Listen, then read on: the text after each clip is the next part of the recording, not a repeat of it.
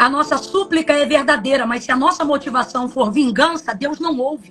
Que nesse tempo de guerra cultural contra as ideologias e contra o Estado, um profeta que só profetiza se você pagar o cachê de $5.000 vai se posicionar do jeito que a Bíblia ordena que se posicione? Espere muita coisa, não.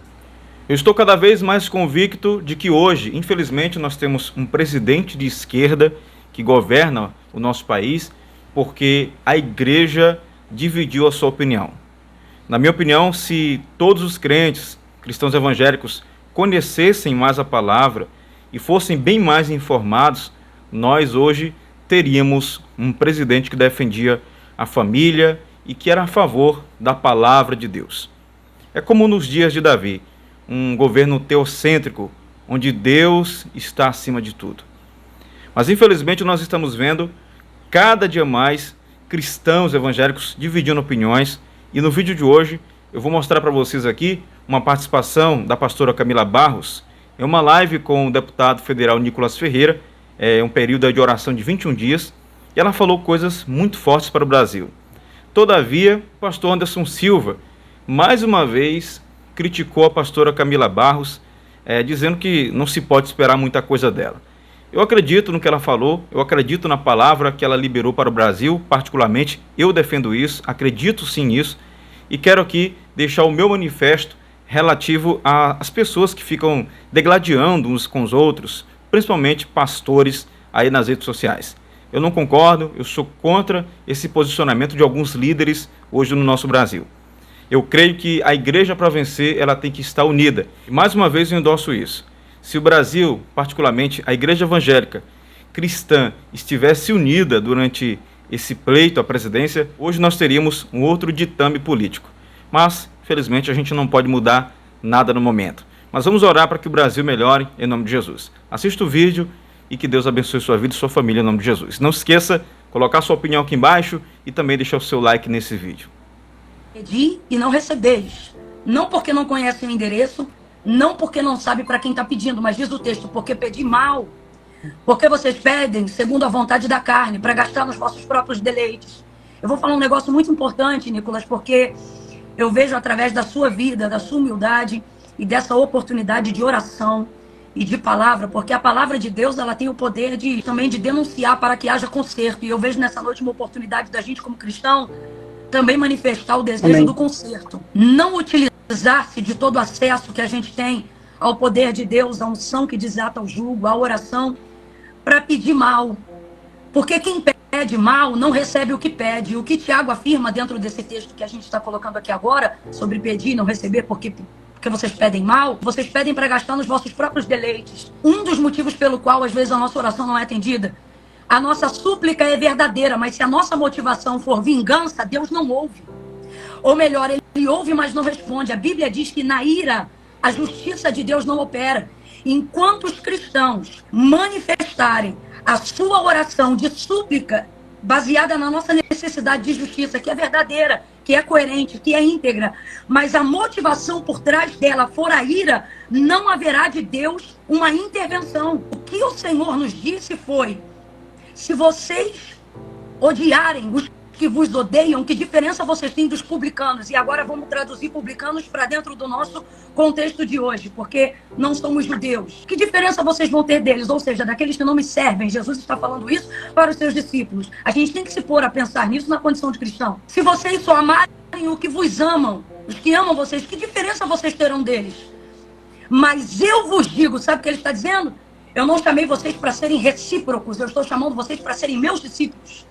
E meus discípulos não rebatem na reciprocidade, eles rebatem na diferença. Tanto é que ele continua no sermão, na pregação, dizendo assim: se lhe baterem uma face, oferece a outra.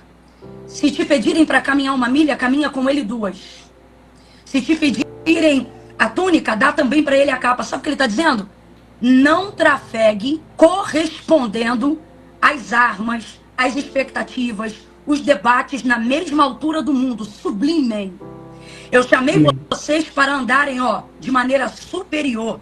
E essa superioridade, ela não se apresenta no nosso debate apenas de argumento inteligente, mas nas nossas atitudes, sobretudo em oração. Para o nosso espanto, ele diz: amai os que vos odeiam, orai pelos que vos perseguem. Mano, eu vou te falar de mim. É difícil você dobrar o joelho e orar pelo teu ofensor. Eu tô dentro nessa aí também, tá? Difícil. É difícil você olhar para quem tem a chibata na mão e tá, ó, te arrebentando e lutando contra tudo que você acredita e constrói para fazer um país melhor, e acreditar que a misericórdia de Deus é grande a tal ponto que ela não cobre só a mim, mas ela também pode alcançar a mente desse agressor. As armas que nós temos, disse Paulo, não são dessa milícia carnal, mas elas são poderosas em Deus porque são espirituais. Então a gente está tendo a arma certa, mas está usando da maneira errada. E quando eu digo a gente, eu estou falando de maneira generalizada porque todos nós estamos tentados a cometer esse pecado. Me bateu, vamos para cima. Sobretudo quando você sabe que você está do lado certo. Então você fica respaldado para achar que você pode partir para cima. Só que não adianta usar as armas certas com a motivação errada, porque enquanto a motivação for vingança, a súplica pode ser sincera, mas ela não será atendida. E o tema desses 21 dias passa por oração, né? E enquanto você estava falando, o Espírito de Deus falou algo maravilhoso comigo. Ele disse assim para mim: vocês aqui e agora são frutos de intercessores, de gente que não tem acesso à internet, de gente que é anônimo, mas de gente que está na madrugada, Nicolas, e ora mais do que eu e você, crê mais do que eu e você. Gente a quem por algum motivo Deus não deu a envergadura do alcance público, mas Deus deu a envergadura do alcance celestial.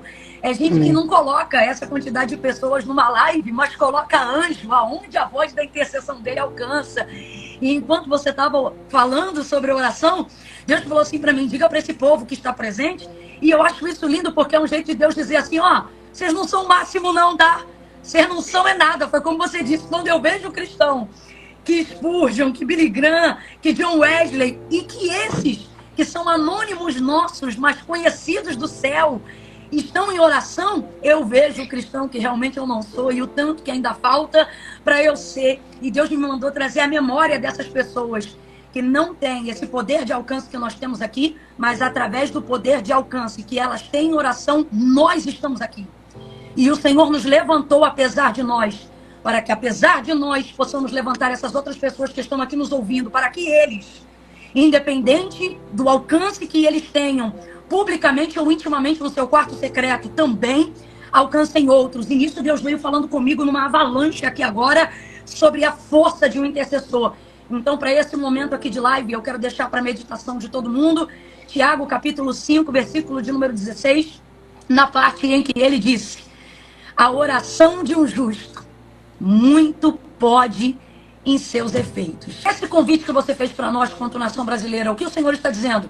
Estou chamando vocês como meus intercessores. Intercedam a minha palavra, intercedam a minha vontade, intercedam a misericórdia. O que eu queria te pedir, amigo, e eu vou concordar com você em oração aqui, quando você nos elevar a Deus em oração, é: peça a Deus misericórdia, por favor.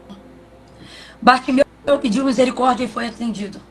A cananeia pediu misericórdia e foi atendida. A oração de Abraão falava sobre misericórdia. O desejo dele manifestava misericórdia e foi atendido. É muita arrogância nossa hoje. Eu vou falar. Achar que a gente tem know-how o suficiente para dizer: Deus, faz justiça, você me desculpa. Mas se Deus decidir fazer só justiça e não misericórdia, vai sobrar para a igreja também. Porque a justiça de Deus é balança fiel. E é por isso que quando os sacerdotes se apresentavam diante de Deus para interceder pelo povo, seja Moisés e seja qualquer sacerdote, eles diziam, não justiça, mas eles se colocavam na posição de misericórdia em favor do povo. Senhor, tem misericórdia. O que Daniel orava? O que Jeremias orava no auge do pecado de Israel? Senhor, não nos recompense de acordo com os nossos pecados, mas de acordo com a tua misericórdia. Sabe o que ele estava querendo dizer? Porque eu sei que se o Senhor vier para trazer justiça, não sobra ninguém, nem quem está intercedendo. É isso que ele está dizendo.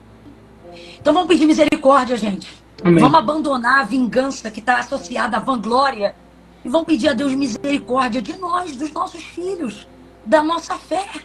Vamos usar maior tempo da nossa oração pedindo Deus para favorecer o que cremos do que para abater os que não creem. Vamos usar mais tempo falando do que o nosso Deus pode fazer por nós, Amém. sabe? Em oração e O intercessão. pastor Anderson Silva é perguntado por um seguidor: Camila Barros está errada no que diz na live com Nicolas? Menos justiça é mais misericórdia? E ele diz: fala de líder passapano, juízo aos de dentro e os de fora. Hora de pararmos de brincadeira. Você acha que nesse tempo de guerra cultural contra as ideologias e contra o Estado, um profeta que só profetiza se você pagar o cachê de 5 mil dólares, vai se posicionar do jeito que a Bíblia ordena que se posicione? Espere muita coisa, não.